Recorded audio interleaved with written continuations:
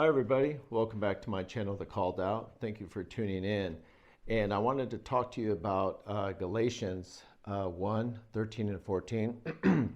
And the reason why I want to talk about it is because I think that when a lot of Christians look at these two verses, that they automatically think of Judaism bad and Christianity good. And they create a wall there and differentiate between the two, but I'm going to show you that it's more similar than you think. And so I just wanted to share this with you, and I hope you like it. Oh, and by the way, I don't think I mentioned it. In this channel, we talk about preparing for what's going on in the world today and for what's coming spiritually and physically. And I share with you some of the things that I might be doing. Not everything, but some of the things, and things that I think that would help you out, and especially help you out as a believer. So here we go. I'm going to read Galatians chapter 1, verse 13. Paul writes to the Galatians and he says, "For you have heard of my earlier behavior in Judaism, how I persecuted God's community beyond measure and tried to destroy it." Well, we see that his behavior in Judaism, normally when a lot of Christians see that, they think, oh, Paul was practicing Judaism and he's trying to go out and stop Christianity, which is basically true. That is true. And but Paul was not talking about biblical Judaism.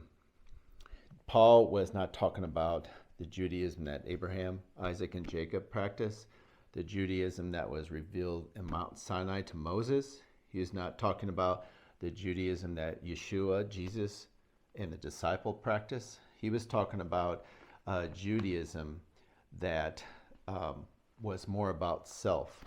And I'll read that in the next chapter. In the next verse, it says in 14, "I was even advancing within Judaism beyond many my own age among my people, being a more extreme observer of my father's tradition." Paul was advancing. So, and just like in Judaism today, what you'll find is the more you know, and the more popular you become, the more people look up to you, the more pride comes. And just like today, it was the same back then. And Paul goes on to say that he even excelled beyond many his own age, being a more extreme observer of my father's traditions. His father's traditions, Paul wasn't saying that he was talking about Abraham, Isaac, and Jacob. He was talking about the teachers and the teachers and the elders of Judaism that he learned from, that looked at your ability to advance. And Paul was definitely excelling in Judaism. And he said he excelled being a more extreme observer. He was being such an extreme observer that he was going out and persecuting the Christian church, the Christian called out, the Christian people. He was persecuting and killing the Christian believers and going out and arresting them. And he was out there to stop Christianity until he had till he saw the light, literally saw the light. So when we read that, let's not think that Judaism and Christianity, that they're two totally different things, because in essence they're not. All Judaism is, with the belief in Yeshua the Messiah, Jesus, is a fulfillment of Judaism. It makes your Judaism more complete. And that's what it's about. It's not about a separation, but it's about a fulfillment. So Paul practiced the wrong type of Judaism because it's all about himself. But once he became a believer in Yeshua, Paul then practiced a biblical Judaism.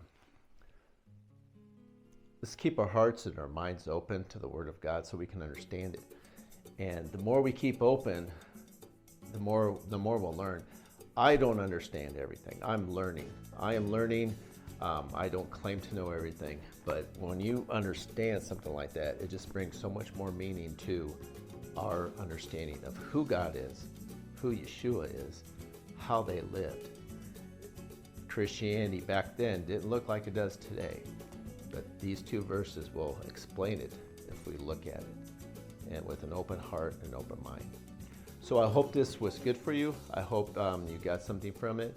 I wanted to share it with you, to all you believers out there, like-minded believers, and for those believers who are listening, who are keeping an open mind and heart. Pray about it, read it, and see if you're still up in the air about it. So anyway, I will see you later on another video or another short. And until then, may God bless you and keep you.